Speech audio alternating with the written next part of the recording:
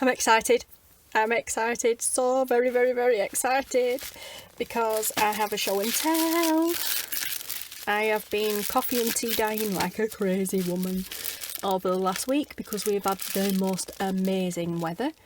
Not so much now, it's on the turn now, we knew it wouldn't last, but we've had pretty much a full week of roaring, raging, boiling hot temperatures here in the UK of up to like 30s and 40 degrees.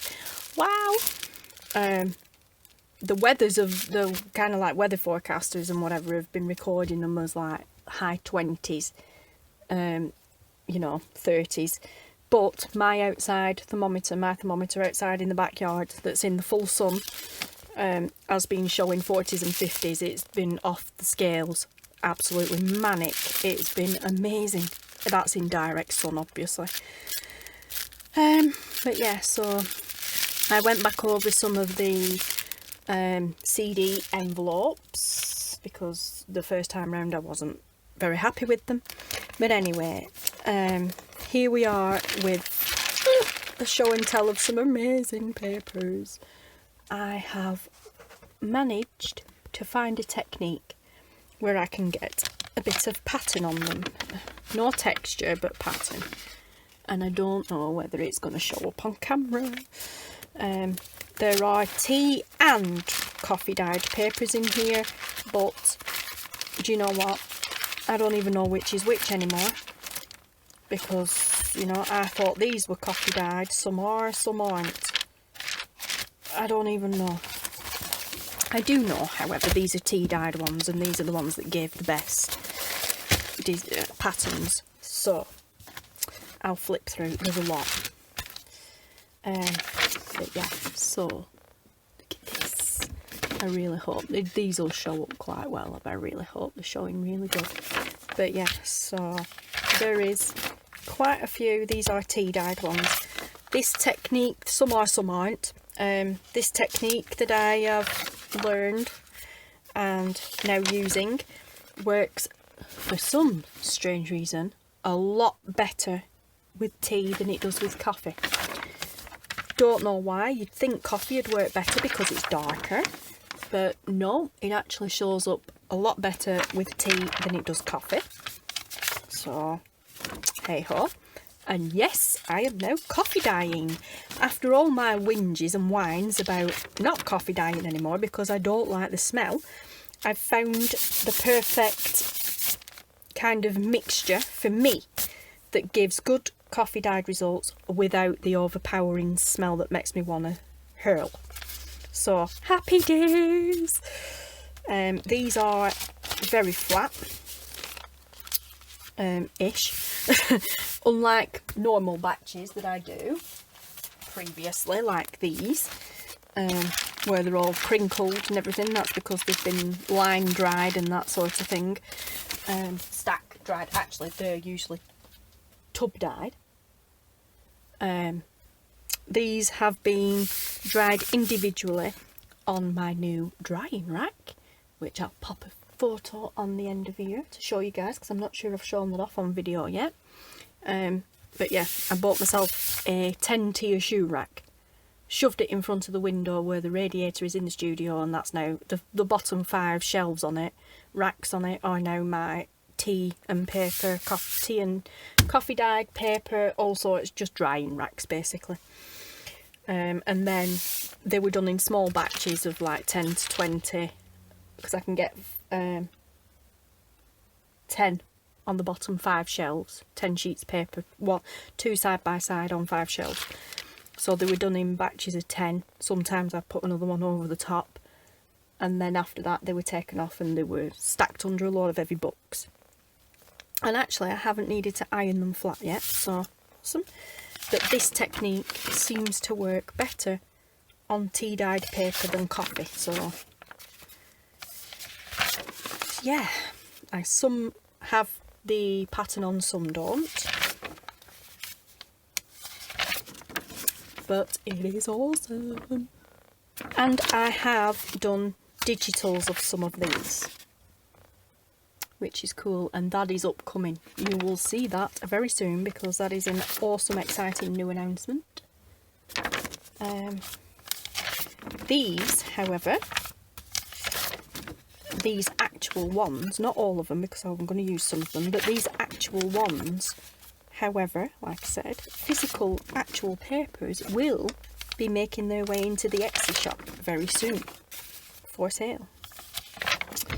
So yes, some of them I'm going to take out and use, but I have a load more on the go.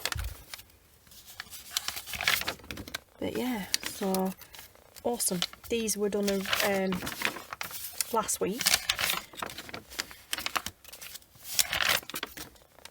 So cool. Some of them still have the creases in them, but that's fine. But a lot of them are actually quite flat like this, fairly flat, which is cool because I'm planning on running them through the printer, which I haven't done yet with the Epson, so we'll see. But yeah, they've turned out amazing. I love them. Love them. Gorgeous, gorgeous. I really hope that's showing up on camera. But yeah, like I said, I've no idea why the pattern turned out better on the tea dyed than coffee dyed. There's a little bit of bobbling going on, but I don't mind that. That will come off if you give it a bit of a rub. So, like I said, these are definitely all tea dyed, I know that for sure.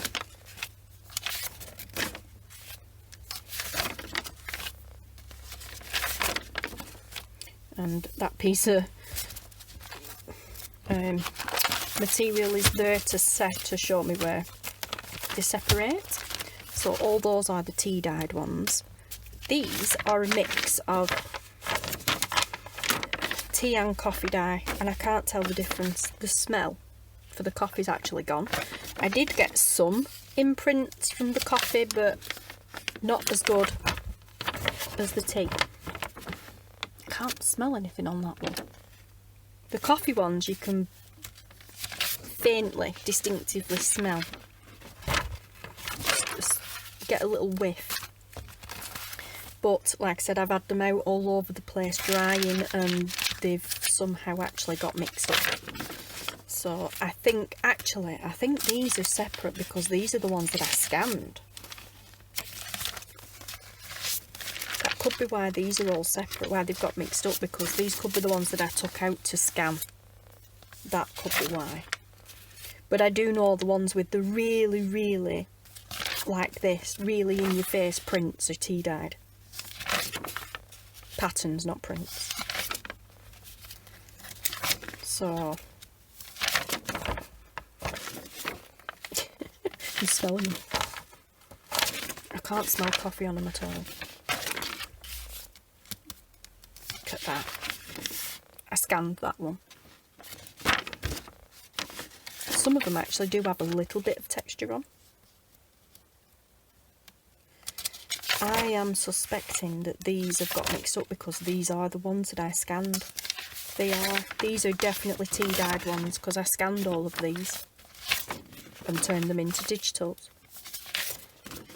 Yep, yes, definitely. Right, so that little piece of material needs moving now. I know for a fact these are tea because, like I said, I turned them into digitals.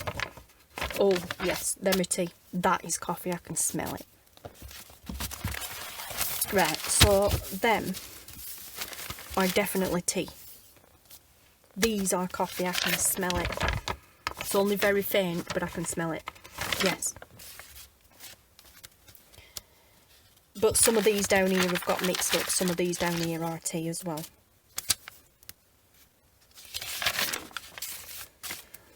Like I said, I got some prints on them from the coffee, but not much. That's actually texture. You can feel that rather than see it. I'm wondering actually these textured, slightly raised textured ones, if you just rub a bit of distress ink over, if it'll bring it out. These are coffee dyed. Yes, these actually smell really nice. These are coffee dyed ones. But you see what I mean? The difference between the two. The tea gives you the full-on pattern, whereas the coffee kind of gives you more of a texture. It's strange, very strange. But yeah, I'm so pleased I've found a mixture of coffee that I can stomach the smell of once it's dry. It's not very overpowering. Yes, that's definitely coffee.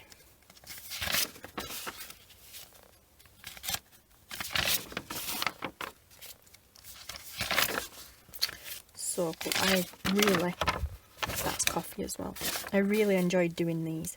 It is time consuming to do it the way that I do it now, and to get this design on them. It is very time consuming, but it's worth it for the end results. Look, that's coffee. The pattern on it is amazing, I love it. Yep, that's coffee as well. I think these are all coffee now.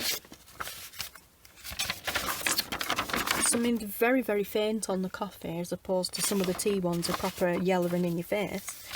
But I love it, because, you know, you don't need it to be screaming at you. Yep, definitely coffee. These are more grungy. I did these outside a couple of days ago. I love that one. That's proper grungy, is that. I did these outside, and they dried really quick because I were outside on the backyard floor and painting them and what have you, putting them on the next piece, and then by the time I'd done 3 or 4 up there and I'm doing this one, the top ones were dry, and it gave a really grungy look to them, which is awesome. The coffee probably was a little bit stronger actually, but yeah, I love the way the grunginess that came out of them. Also because they almost look like they're burnt on the edges, but these have not been baked, apart from baked in the sun. Yep, these are definitely coffee. That's where I've had another sheet laid over the top of it. Some plainish ones, because, you know, I'm not doing them all designed, because it is very time consuming to do that. Right, so all of these are now coffee dyed. Right, I've managed to separate the two again. Yes, they're definitely coffee. Definitely coffee, because it's so grungy. I love the grungy look. And there you go, guys. So we have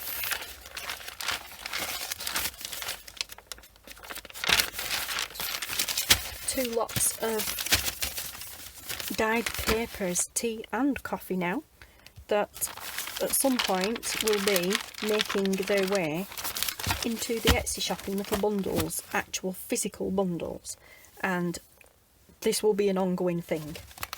At some point stock will be out of stock, and you will have to wait for me to do some more. But as the weather has now turned and I'm relying on drying indoors, it's not going to be as quick. So yeah, so there you go. But these will be in the shop in small batches. I'm only going to do small batches because it keeps the cost of postage down. For the time being, they will only be available for postage in the UK only. Sorry guys, my phone died. I forgot to put it on charge. As I was saying, for the time being, these will only be available for postage in the UK only. But when the world gets back to some form of normality, I will open them up for overseas, international shipping. But yeah, so it's, you know, tea and coffee dyed papers. It's not going to be too difficult to make up batches. So, like I said, they will be in and out of the shop stock wise. They're not permanently going to be stocked, because you will obviously have to wait for me to make them up and then put them in the shop. But this is what I will be doing for the foreseeable future. I will be trying my best to get as much of this pattern as I can, and some plain ones besides, and you'll get a mix and match. They will be random, but you will get some papers with the patterning on. So there you go, guys.